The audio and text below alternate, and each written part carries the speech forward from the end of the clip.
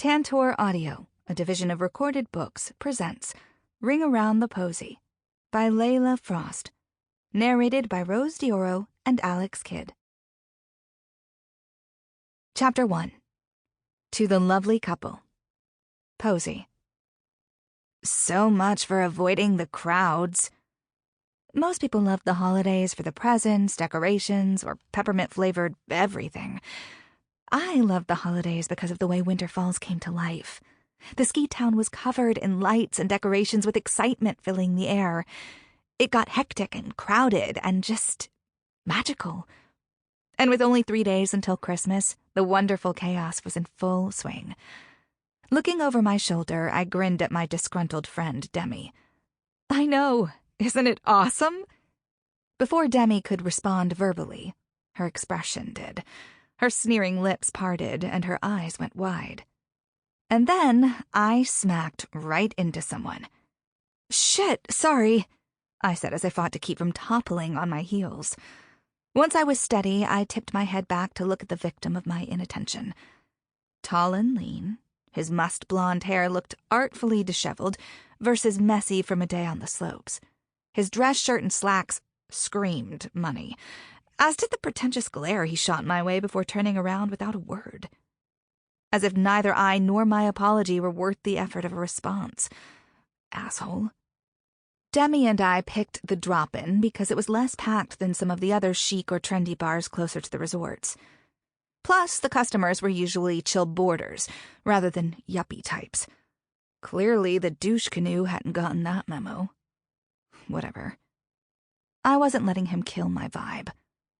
Without another thought, I rounded the asshole, effectively ignoring him right back. I mean, sure, he couldn't see since he'd already dismissed me, but I knew I'd done it, and that was all that mattered. What an ass, Demi said, echoing my thoughts. Want me to get him kicked out? Since her father was the sheriff and she knew every last law enforcement officer in town, it was well within her capabilities. I shook my head. Not yet. Let's see where the night takes us. Don't want to pique the excitement too early. We snagged the stools reserved for us at the long wooden bar, and Manny, one of the bartenders, set cocktail napkins embossed with a half-pipe logo in front of us. He held up a lemon wedge in one hand and a lime in the other. Business or pleasure? I happily grabbed the lime wedge and grinned. Pleasure. He hesitated before blinking away the dazed look in his eyes. Got it. Demi nudged me as he walked away. He wants you. It's just my voice. This thing is a loaded weapon. True, you can make a grocery list sound X-rated. She turned on her exaggeratedly sexy voice. Kumquats, ding-dongs, blow-pops, cream pies, dry rub. I laughed at her portrayal of me. But she wasn't wrong. Sounding sexy was important, since my livelihood depended on it. Just vocally, though, which meant I could work in sweats, hoodies, and messy buns. Manny returned a moment later to arm me with a tequila shot and a margarita, garnished with multiple umbrellas. Neither were exactly the cocktail of choice for a snowy night in the mountains, but I didn't care. I spent most of my time drinking lemon and honey herbal tea to keep my throat soothed and my voice soft. On the rare occasion my schedule allowed me to drink, I wasn't wasting time with hot toddies, spiked cocoa, or mulled wine. I wanted the good stuff, baby. Demi held up her beer, then grinned at my impatience when I knocked back my shot. Hey, I was going to toast you. I put my hand to my heart. Aw, I'm honored. Grabbing my margarita, I raised it. To another book come to life thanks to your voice. I clinked her glass and took a sip just as Manny set down another shot for me. Swapping, I lifted that one. And in the wise words of a great philosopher, shots, shots, shots. Which great philosopher would that be? Lil John, of course. And to paraphrase his other philosophizing, to the window, then to the wall, until the sweat drips down my... Posey, Demi interrupted. I mean, I guess I could name it after me, but that's a little weird. Her widened eyes darted from me to over my head. Only then did I feel the presence of someone standing close. I tilted my head back, expecting to see a patron trying to flag down the bartender or looking for an available stool. Holy shit. Instead, I found myself staring at an insanely hot, upside-down face. Technically, my face was the upside-down one, but still. "Don't stop on my account," he rumbled with a charming smile. "Where's the sweat dripping from?" I returned my head upright so fast it swam. Ignoring the brain rush, my lips tipped in my best flirty smile as I swiveled to look at him. Wouldn't you like to know? At the awkward tilted angle, I thought he was hot. Seeing him from a proper viewpoint, I saw I was wrong. He was mega hot. Thanks to his slacks and dress shirt, along with his neatly clipped brown hair, he looked like one of the yuppies. But upon further investigation, in the name of thoroughness, of course, his rolled sleeves revealed tattoos. A lot of tattoos. They covered his forearms and hands, and even crept up past his open collar. When I met his brown eyes, I realized his smile had faded, his intense gaze on me. Oops. Probably impolite to ogle the man like a piece of meat. Even if he is a piece of A5 Wagyu with a jawline sharp enough to slice through a tougher cheap cut. "I like your tattoos," I said, making it seem like I was just appreciating the art and not perving on the canvas, though I had been. I totally had been. He cleared his throat. Thanks." He offered his outstretched hand and his name. "Eli Becker." Accepting it, I brushed off the way my palm warmed and the flurry of butterflies that rioted in my stomach like snowflakes in a blizzard. It was the tequila's fault. Or maybe the fact I just spent forever locked away in my studio, narrating a super steamy romance. Yep, it was definitely that, and not his tattooed touch.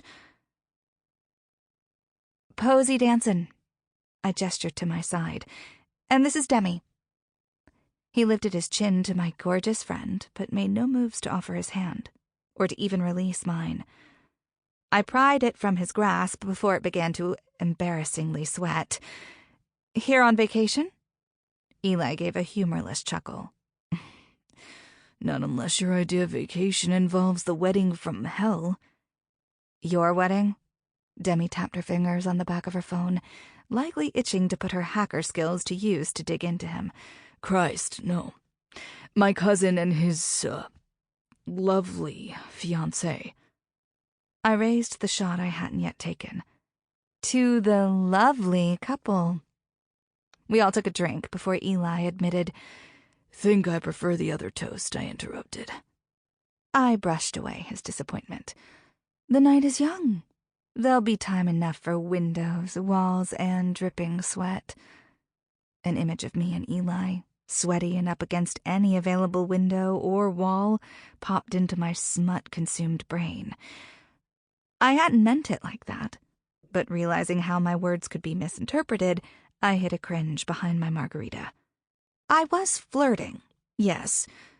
Desperately flinging myself at any man willing to give me attention, no. "I'll call you back over if I finish that other toast," I said, hoping that clarified things as I gave him an out to return to his party. Eli got the message, but didn't go through the metaphorical door I opened. He gestured to Manny for another round. "What celebration did I interrupt?" My gaze darted to Demi, but she just gave me an encouraging smile as she drank her beer and watched the interaction like we were her own personal all-star tennis match. Since she clearly didn't mind being the third wheel, I decided to enjoy being chatted up by the most attractive man I'd ever seen. And since I lived in a resort town with lots of good-looking, vacationing snowboarders, that really said something. "I finished a work project," I hedged, not wanting to go into the details of what I did. Most men were either condescending about the trashy fake literature I narrated, Or they assumed that meant I'd talk dirty to them. He didn't push for details. Congratulations. Thanks. Keeping the hopefulness out of my nonchalant tone, I asked, "So, if you're here for a cousin's wedding, does that mean you live nearby?" I may have been keeping my cards close to my chest, but Eli didn't even try to hide his disappointment. No, Boston. That was quite the distance. But there was something to be said about a good holiday fling. No strings, no expectations, just a round or two of fun, and then goodbye. See ya. Au revoir. Get the hell out. Are the bride and groom from here, then? If I knew them, it'd be a good way to verify he wasn't a serial killer before we jumped to the window and wall action. Nope. Destination wedding. His tone held more than a little disdain and frustration. A holiday destination wedding? I gave a low whistle. That's a doozy of chaos, I'm sure. Eli grimaced, but there was still more playfulness than scorn in his voice, as if even in frustration he was happy. Their first trip together was to Winter Falls. The lovely bride insisted on a Christmas Day wedding here. Well, at least he won't forget their anniversary. I spun my stool, giving Eli more of my focus as we talked about his career as a mechanic of some sort, my love of snowboarding, and all the best but lesser-known places around town. According to him, the wedding hoopla had monopolized his time, so he hadn't been able to explore the town as much as he'd wanted. When I gave him some suggestions of slopes that were perfect for boarding, his megawatt smile nearly blinded me. And his words nearly sent me into cardiac arrest when he said, "Maybe we can meet up and you can show me what you like." For snowboarding. He's talking about snowboarding. I may have logically known that, but that didn't stop my libido from twisting his words in the same way I wanted him to twist my body. Before I could accept his friendly offer, or extend an indecent one of my own, movement at my side caught my eye. I looked over to see Demi fervently tapping away on her phone. A blush spread over her cheeks, and I wasn't sure if it was professional rage, thanks to people's inability to understand basic technology, or something else of the wink-wink, nudge-nudge variety. I was about to ask if she was okay when she stood and beat me to it. I have to handle something. Her gaze darted from me to Eli, then back again. You okay here? Here? With the attractive and charming guy? Yeah, I'm good. I didn't say all that, and just nodded. She headed toward the hallway that led to the bathroom, her face tipped downward at her phone. Knowing she'd fill me in later, I returned my attention to Eli. Is the lovely couple here, or did you ditch out? Just the groom-to-be and us groomsmen. The other half of the wedding party stayed at the lodge. He hooked a thumb over his shoulder. But I definitely should have ditched. I followed his gesture to see the small group of men who made up his party. A group that included the douche canoe I'd bumped into. I watched as douche canoe pointed to Eli and blew his cheeks up, gesturing exaggeratedly and obscenely, before laughing and giving Eli a thumbs up. Eli didn't see it as he shifted to grab his beer, but I sure as hell did. Oh, fuck. Got it. Chapter 2. To having 2 C's. Posey. I knew who I was. What I was. Curvy, soft, thick, with 2 C's. But I also knew I was pretty. Not pretty for a big girl, not pretty despite being curvy. Just plain pretty. The same pretty as any other attractive woman of any other size. Which was why when Eli, this tattooed mega hottie, had started chatting me up, I hadn't thought twice. I hadn't cowered, wondering why this sexy man was smiling at not-so-little me. I hadn't thrown myself at him, grateful for the attention. I mean, sure, I'd been tempted to throw myself at him, But it was because he was that attractive, not because I'd felt like I was obligated to, as if I owed him sex in exchange for a hint of attention. I'd just assumed he was flirting with me because he was a man with working eyes. But seeing the way his group was avidly watching and mocking, I realized I'd misjudged Eli. He wasn't a man. He was a boy in a man's body. One of those who still snickered and bullied, as if my world revolved around their inability to see me for the gift I was. The boys who thought they were hosting their own hilarious version of Punk'd by talking to a curvy girl.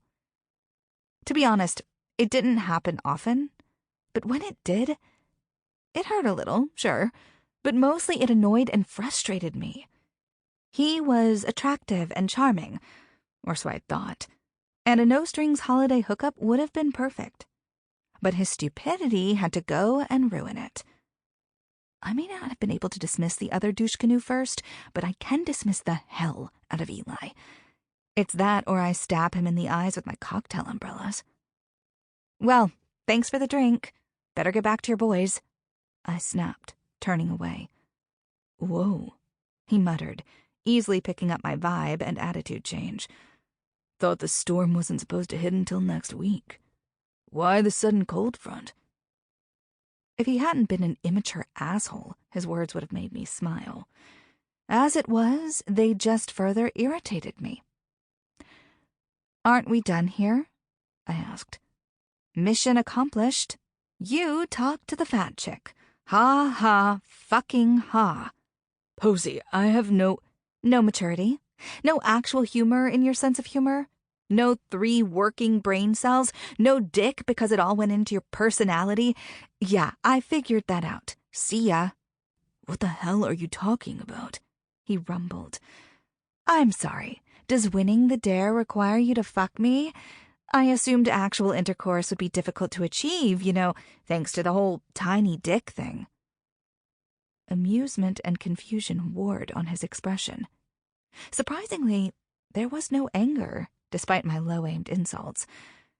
Even his tone was bewildered, not pissy, when he asked, What the hell are you talking about, woman? A guy who looks like you randomly coming to talk to me. Rotating my wrist as if I was speeding the interaction along, I said, I'd give you the spiel about what you're missing out on, like how I'm damn adorable, can cook like a Michelin chef, and do unspeakable things against windows and walls that would make you more than sweat. But this isn't some rom-com chick flick, and I don't care enough. I tried to spin around to face forward again, but Eli gripped my chin and forced me to look at him. It was too intimate of a touch, too intense, too exhilarating. If you think the only reason I'd want to talk with a gorgeous fucking woman is because of a dare, that says more about you than it does about me. I narrowed my eyes. What's that supposed to mean? That there's only one person being judgmental here, and it ain't me. If I had taken a breath and studied him, maybe I'd have seen that he was telling the truth, that he wasn't trying to gaslight me. But I was riding the slope of wounded pride and self-righteousness and had no interest in purposefully snowplowing so I could stop to hear him out, not when lowering my guard could mean being the butt of his joke. Standing, I dropped cash on the bar for the drinks. Go high-five your dude bros and leave me the hell alone. I turned around, thankful Demi was already there. Based on the wide eyes she was giving me, she'd clearly heard at least part of the interaction. With my back to him, I wasn't sure how I knew, but I did. Eli was going to follow. Because the whole altercation wasn't embarrassing enough, he had to make a scene too. Before he could, a large party came in, pushing their way to the bar and conveniently wedging themselves between Eli and me. I knew I loved crowds for a reason. Chapter 3. To a Killer Butt. Posey. Fucking asshole, prick, douche. I hadn't even realized I'd grumbled the words aloud until Demi said, But tell me how you really feel about him. I know people suck, I know it, yet it still surprises me when I'm smacked in the face. I paused to get into Demi's car and out of the bone-chilling cold. My anger could fire me up, but it could only do so much against the bursts of icy wind. Once I was in, I turned and saw the way Demi's eyes bugged out and the outrage that had quickly filled her. Realizing where I'd cut off, I amended, metaphorically smacked in the face, not literally. You've got to watch your phrasing. My brain already came up with 50 technological ways to ruin his life, in addition to calling my dad to haul his ass to jail. It was bizarre and probably didn't speak highly of me that my first instinct was to be touched, but it was what it was. I squeezed my friend's arm, warmth swirling through me. You're a good friend. I know. What I don't know is what the hell happened. As she began driving, I filled her in on what I'd seen. As I repeated the rounded fat girl gestures the yuppie bastard had made, my cheeks heated with anger and embarrassment. I knew I should have gotten that asshole kicked out. Demi seethed. Who even does that shit? That's what I'm saying. Even though I know there are cruel people in the world, when I'm smacked in the face with their nastiness, it still manages to shock me. Like, really? Are we back in middle school? Some people's brains never mature past adolescence. Or evolve past Neanderthal, I added. Or that. Which explains why you should kick that pretentious asshole in his khaki-covered shin. But what does that have to do with Eli? He was clearly in on it. The skin on my cheeks flamed hotter, traveling down my chest. They were all watching and laughing. Because a hot guy talking to the likes of me is the height of entertainment. How do you know that, though? I saw them. No, not them. They're childish assholes, and if I ever find out their names, I'll flood their email and cell phone with spam from every dick enhancement scam there is. Here it is again, that warm and fuzzy friendship feeling. But how do you know that Eli was involved? Demi clarified. I thought about Eli. The way he'd just happened to come up behind me, despite the expansive length of the bar. Not to mention the other women sitting at said bar.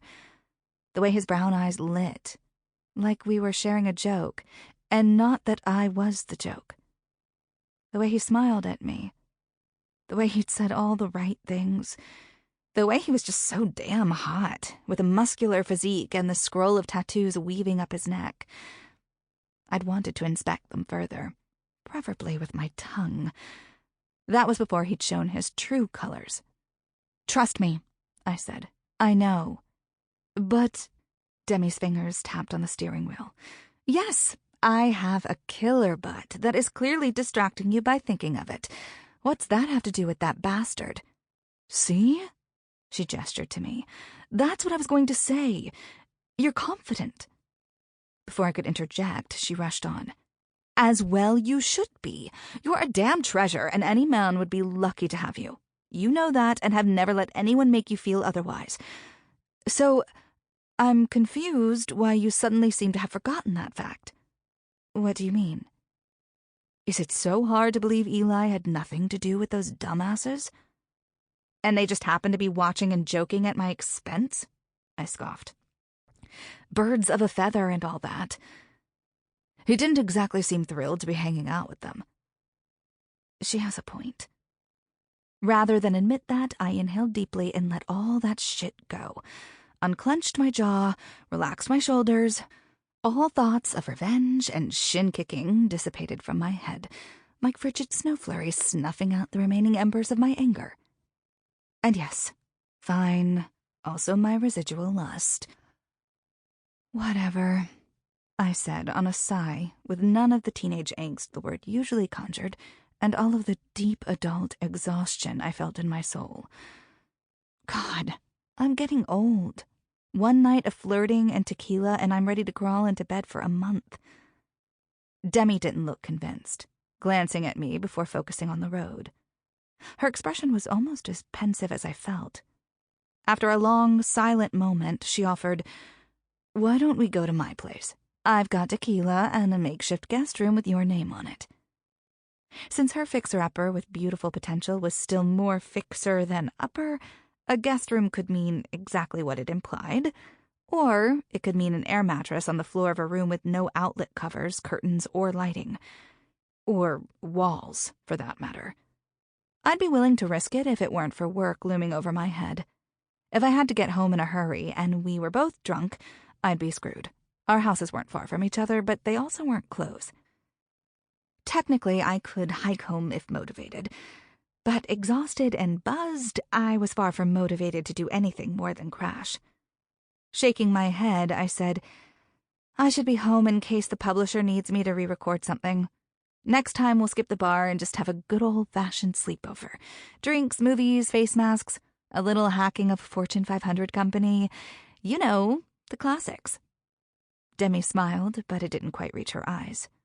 Still, she nodded. Sounds good. I'm not the only one feeling drained. We made the rest of the short drive in silence. I wasn't sure where her thoughts were, but mine most certainly were not on a certain tattooed man, his warm eyes, or his charming smile. Nope, not at all. Chapter 4. To the Fairy Godmother. Eli. What the hell just happened? One moment, Posey had been smiling at me. A smile that shot straight to my dick, almost as much as her fucking voice. The next, she'd been glaring at me like I was sugar water in a fuel tank. I didn't get it. And since my attempt to follow her had failed, I was never gonna get it.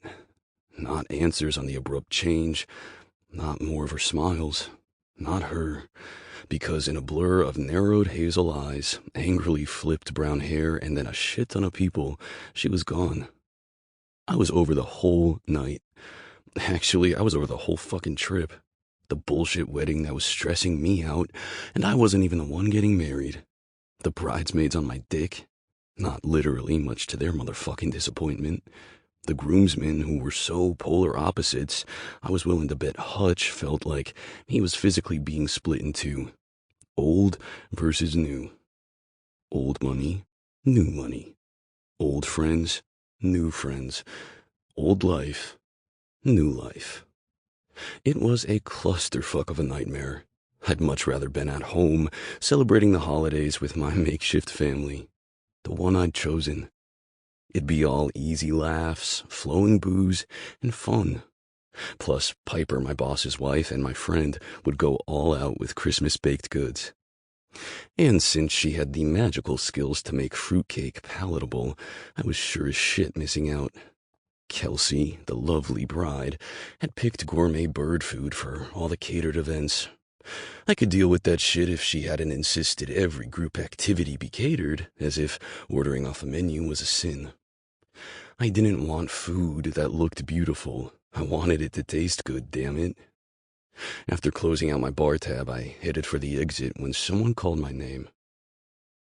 "You okay?" Hutch asked, coming from the bathrooms, his cell still in hand. "Could ask you the same." I tipped my head toward his phone. Since he'd been in the bathroom the whole time I'd been throwing my best game at Posey, something was up. Kelsey called about an issue with the caterer. We got it straightened out.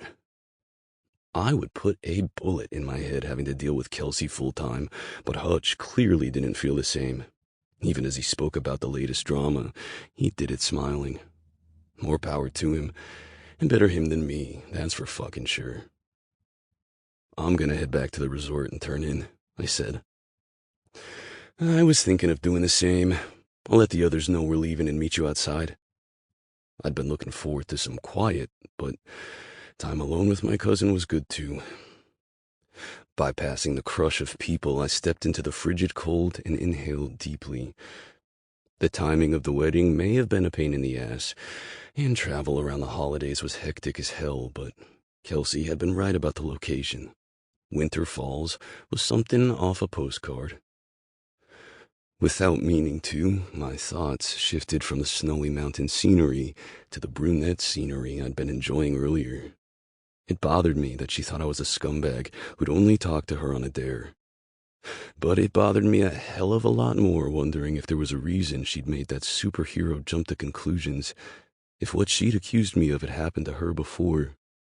If it had, whoever the bastard was, he was a dumbass. Posey was gorgeous. She had a voice that could raise dicks with a single word. Sample complete. Ready to continue?